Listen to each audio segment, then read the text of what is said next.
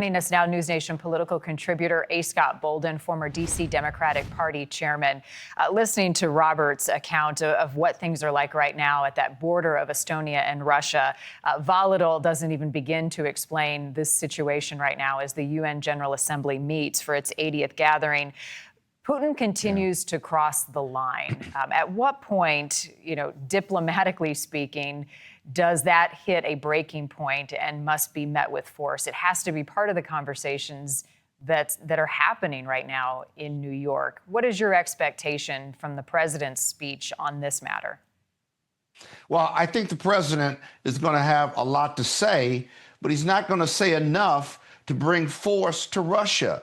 There's no reason for Russia to stop testing the limits, to stop invading airspace, because Donald Trump has taught him that he can do all of these things with no repercussions, no matter how much power the president has or the U.S. has with Western Europe powers. Until Donald Trump is committed to the commitment to bring force to the situation, experts have always told Donald Trump that Putin only understands force. Putin does not want peace. He wants these former Eastern European countries that were part of the USSR's bloc.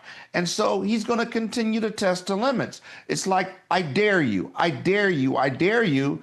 And Donald Trump, our president, just won't respond with force or an effective force.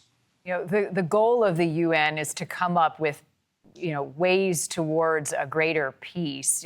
Do you believe that peace is an option when dealing with Putin, given what we know? How do you define peace? Do you define it with tolerance?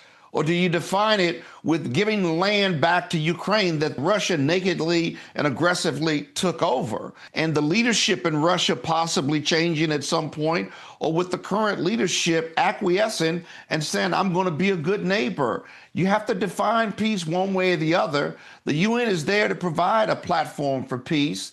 I know Donald Trump is presenting peace initiatives to the Arab countries in regard to Israel.